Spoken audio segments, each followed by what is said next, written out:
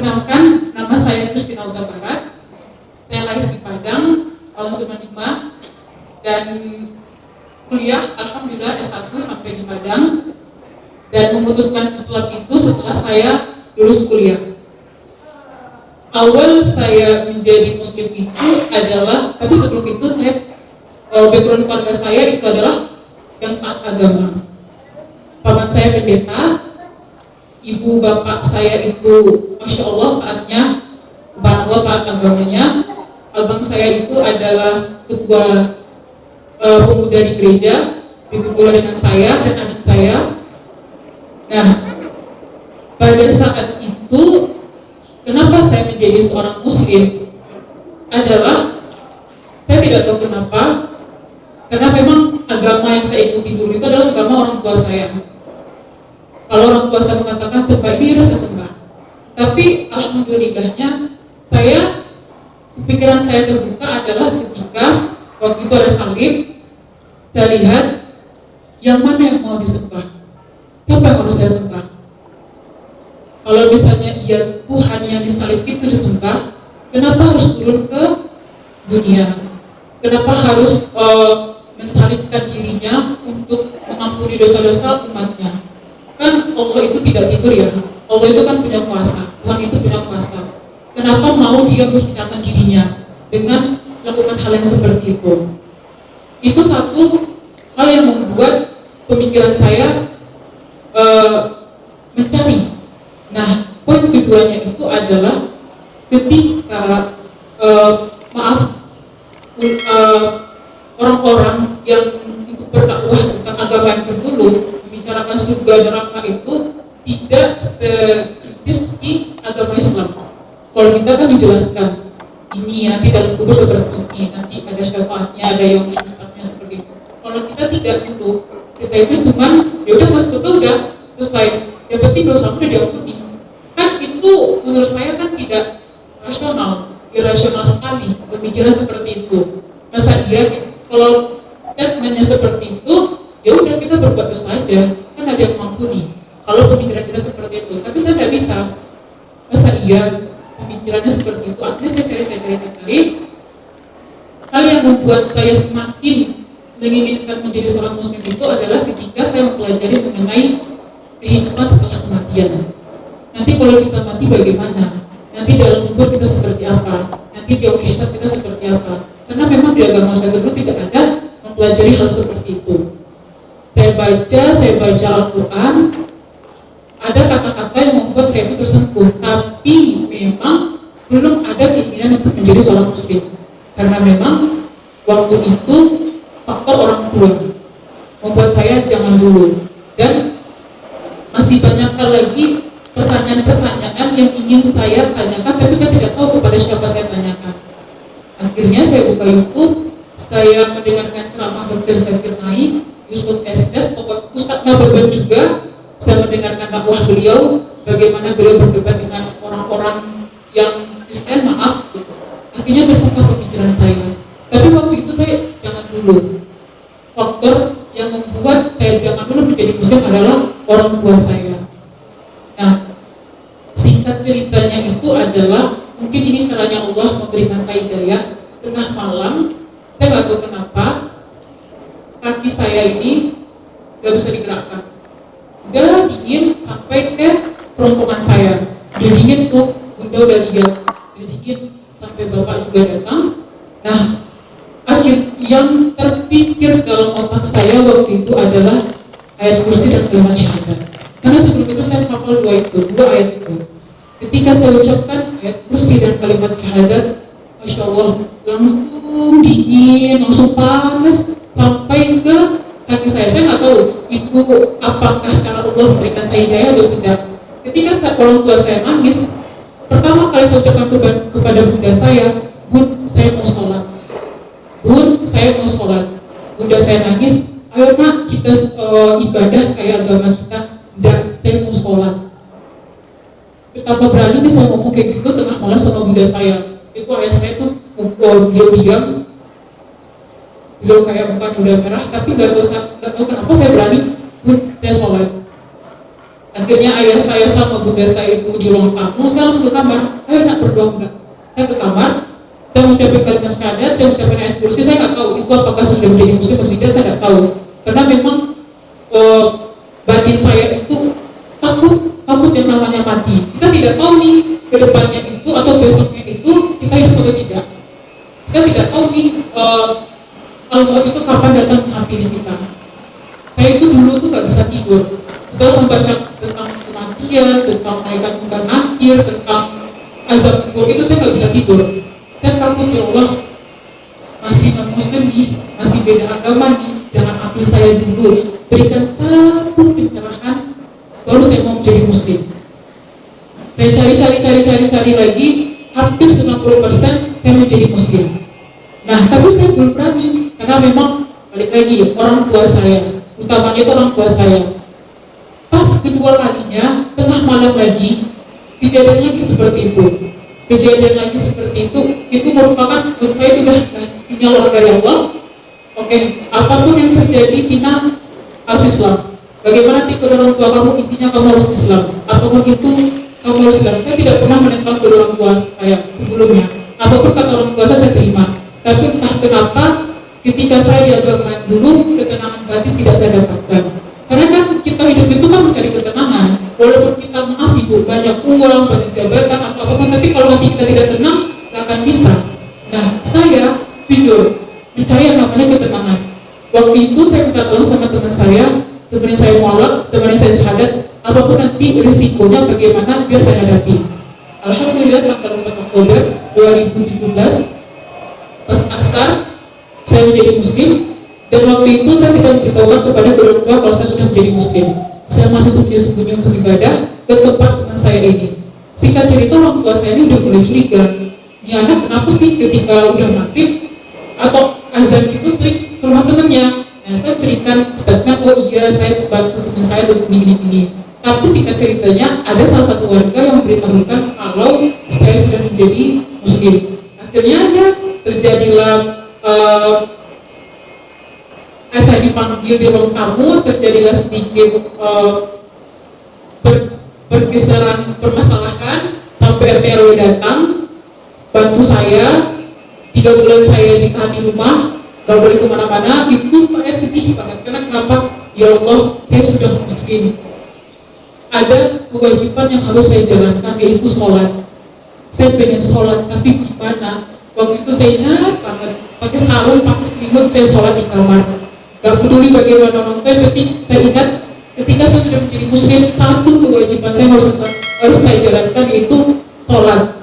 Bagaimanapun itu, ada orang tua saya tidur sholatnya, ada orang tua saya duduk sholatnya. Yang intinya saya sholat. Bagaimanapun nanti Allah terima, yang penting kita amalu niat, cuma tergantung dari niat kita. Singkat ceritanya, saya berkenalan nih sama orang tua angkat saya. Orang tua angkat saya ini, alhamdulillah teman beliau kenal sama Ustaz Nababan. Dan akhirnya tidak tahu kenapa malamnya itu saya bilang, ya Allah, saya ingin belajar, saya ingin perdalam agama Islam ini, tolong tuntun saya bagaimana caranya saya bisa keluar dari rumah ini. Karena saya ingin belajar dengan tutup aurat saya, pokoknya saya ingin cari ketenangan batin saya di mana. Saya baca Al-Quran, saya lupa di ayat berapa itu, intinya kalau memang kamu keluar dari suatu tempat takut karena tidak bisa makan rezekimu atau apa, atau karena orang tuamu, ingatlah kehancuran akan datang di hari ini. Itu singkat dan maknanya, saya tidak tahu ayat berapa. Dapat ayat tersebut langsung, ya, saya harus keluar. Paginya, saya katakan kepada ibunda saya, bapak saya sudah kerja, Bun, saya keluar ke kampus, dipanggil sama dosen. Padahal itu udah siap nih, ya saya udah dititipin semuanya kayak sertifikat ijazah itu ke teman saya. Jadi saya itu saya nggak tahu apa-apa. Bismillah, ada Allah, dan mati saya ada Allah, yang atas rezeki kita adalah Allah. Apapun itu yang terjadi, ingat ada Allah. Kemanapun itu, kamu masih hidup di dunia ini sampai kapanpun rezeki itu ada Allah. Allah Maha Kaya. Bismillah, saya keluar. Itu saya sedih lihat bunda saya bilang, mau kemana nak? Mau ke rumah, mau ke kampus, ada acara apa? Iya juga dipanggil dosen. Oh ya udah, hati-hati ya nak, udah titip jeruk ya nak. Terus saya nangis dan gak tahu dada itu kayak, Allah, benar nggak ini ya? Salah nggak saya ya? Durhaka nggak saya kepada kedua orang tua saya? Saya berdoa, waktu itu saya berdiri dan dada itu saya bilang, ya Allah, saya titipkan orang tua saya pasrahkan orang tua saya kepada Engkau, saya niat hijrah untuk mencari Engkau, mencari ilmu, apapun itu nanti, tolong berkahi kedua orang tua saya. Saya pergi, tanggal 24 saya nyampe di sini 2017, 24 Desember. Akhirnya orang tua saya nyari saya, belum masuk rumah sakit, sampai mau dikatanya kantor polisi atau segala macam gitu. Saya bilang, saya udah tempat yang terbaik, insya Allah saya pengen belajar. Nah, saya tidak ada komunikasi dengan orang tua saya. Singkatnya itu, tahun kemarin saya pulang ke Padang, karena kan saya bilang, saya pengen silaturahmi dengan orang tua saya pengen minta maaf dengan orang tua saya, karena saya itu pergi dengan tidak yang baik, dan saya ingin pulang meminta ampun kepada orang tua saya. Bagaimanapun perbedaan akidah saya dengan orang tua saya, tetap di orang tua saya. Tetap saya harus memelihara orang tua saya, walaupun dia berbeda akidah dengan saya. Akhirnya saya pulang, bismillah saya pulang, itu pun banyak banget konfliknya. RT RW-nya nggak terima, katanya nanti itu ada pertengkaran, politik, segala macam, atau seperti apa. Saya bilang, kupaya kepada Allah, biar saya pulang ke rumah. Karena kita tidak tahu umur, kita tidak tahu kapan lagi balik bertemu dengan orang tua. Udah, saya pulang. Ketika saya tutup pintu, setiap ucapin Al-Fatihah dan 3 kul, bismillah ya Allah, dan yang terjadi adalah orang tua saya langsung peluk saya. Kami nangis bertiga. Bunda saya bilang, anak saya pulang, dan Bunda sama Bapak tidak pernah ngomongin kamu bisa ngapain, kenapa kamu pilih ini, kenapa kayak gitu. Karena saya udah minta kepada Allah, ya Allah, ketika saya nanti nyampe di rumah, tolong jangan ditanyakan tentang agama saya cuma ingin berbakti kepada orang tua saya cuma ingin menampakkan akhlak Islam saya kepada orang tua saya, cuma itu. Dan alhamdulillah Allah itu baik banget, Rahman. Tidak ada sedikit pun orang tua saya mempertanyakan kamu di sana ngapain, kenapa kamu pilih itu, belajar apa saja. Tidak, orang tua saya itu cuma diam, yang penting anak saya udah baik, udah. Dan mulai saya mendakwahkan Islam, saya bangun jam 3, saya tahajud, Bunda saya melihat. Tapi sebelum itu saya bilang kayak gini, ya Allah, gimana cara saya sholat? Saya tidak ingin menyakiti orang tua saya. Bagaimana ini? Kalau misalnya saya sholat di masjid, saya takut orang tua saya sakit. Dan gak tahu kenapanya Bunda bilang kayak gini, nah, kalau kamu sholat di kamar aja. Ya Allah, baik banget ya Allah, baik banget. Kamu sholat di kamar aja, gak usah di luar. Ada tempat kita untuk sholat, kamu sholat. Itu langsung saya nangis. Ya Allah, dalam hati saya, ya Allah, Bunda saya baik, Bapak saya baik, tolong bukan nanti bidai untuk mereka. Engkau yang mentakdirkan kami hidup di dunia ini, takdirkan pula kami satu dia tidak mati. Karena jujur, dua yang saya minta kepada Allah, jangan uji saya dengan keimanan saya, karena saya sudah bahagia di agama saya sekarang, dan jangan uji saya dengan kedua orang tua saya, karena saya pengen menjadi anak yang berbakti, menjadi anak yang soleha. Ketika orang tua saya menjadi muslim, saya pengen semua amal ibadah saya itu ke orang tua saya. Orang tua saya itu baik sekali, baik. Saya paham dulu orang tua saya itu marah kepada saya itu karena ya siapa yang gak sakit hati anaknya berpaling dari agama orang tuanya. Tapi kalau misalnya anaknya menginginkan sesuatu seperti itu, ya bagaimana lagi? Ketika saya pulang ke rumah, saya menampakkan akhlak sebagai muslim. Orang tua saya kayak, anak saya kok seperti ini, kok kamu bangunnya pagi jam 3 menurut saya sunnah, insya Allah saya tahajud gitu. Oh ya udah, saya sholat, saya baca Quran gitu kan, pelan lihat juga sifat saya berubah gitu. Akhirnya sebelum saya pulang ke rumahku, balik ke sini ke Jakarta, masih kita kayak tukar pendapat, kenapa. Dan saya pun tidak pernah pun ngapain sih ke gereja, tidak. Bun ke gereja ya udah saya gosok bajunya, hati-hati ya Bun gitu. Karena kenapa? Saya tidak ingin menentang ajaran agama orang tua saya. Saya ikutin alurnya.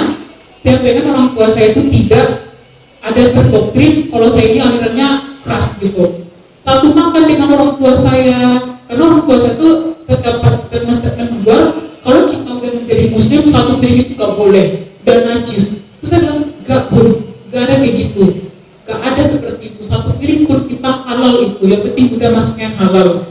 Nah, sebelum saya balik ke Jakarta ini, saya berkomunikasi, saya bertukar pikiran dengan bunda saya mengenai Islam dan mengenai agama bunda saya juga. Dan saya bilang dan akhirnya bunda saya bilang kayak gini, nah, tolong kamu baca Alkitab ya. Iya, oke, saya baca Alkitab. Dalam hati saya, iya, oke, saya baca Alkitab. Tapi bunda, saya titip satu Quran saya di rumah, tolong buka Quran saya, ini sudah ada artinya, bacalah Quran itu. Dalam hati saya, ya Allah, saya titip firman-Mu, saya titip kitab-Mu yang mulia ini, hamba berharap kedua orang tua saya membacakannya. Akhirnya saya letakkan di kamar kedua orang tua saya. Akhirnya saya pulang ke sini dan Masya Allahnya hubungan saya dengan orang tua saya alhamdulillah baik gitu. Dan alhamdulillah orang tua saya juga kayak banyak nanya tentang Islam, dan saya berharap ya Allah terbuka pintu hidayah mereka suatu saat nanti bisa kami berkumpul bukan hanya di dunia tapi di akhirat nanti. Karena memang perpisahan itu pasti, kematian itu pasti, tapi kematian yang sebenar-benarnya pasti itu adalah ketika keluarga kita itu berbeda tempat di kampung. Kampung kita surga ya, sampai kampung kita surga, tapi betapa sakit hatinya kita melihat orang-orang yang kita sayangi berbeda kampung dengan kita yang di neraka. Itu kalau udah di neraka udah kekal, tidak akan ada lagi tempat lagi. Itu satu yang saya inginkan. Mungkin itu sekian testimoni saya. Mudah-mudahan kita bisa mengambil ilmu dari situ, bisa memperkuat keimanan kita kepada Allah. Kita jaga keimanan kita. Allah itu Ar-Rahman, Allah itu Malik. Apapun itu yang terjadi dalam kehidupan kita, Allah sudah memberikan, Allah sudah meyakini. Apapun yang terjadi dalam kehidupan kita, permasalahan apapun yang terjadi dalam kehidupan kita, ingat ada Allah. Yakinkan ada Allah. Karena kenapa? Allah itu sesuai dengan prasangka umatnya. Ketika kita yakin kepada Allah, Allah nanti akan menyelesaikannya.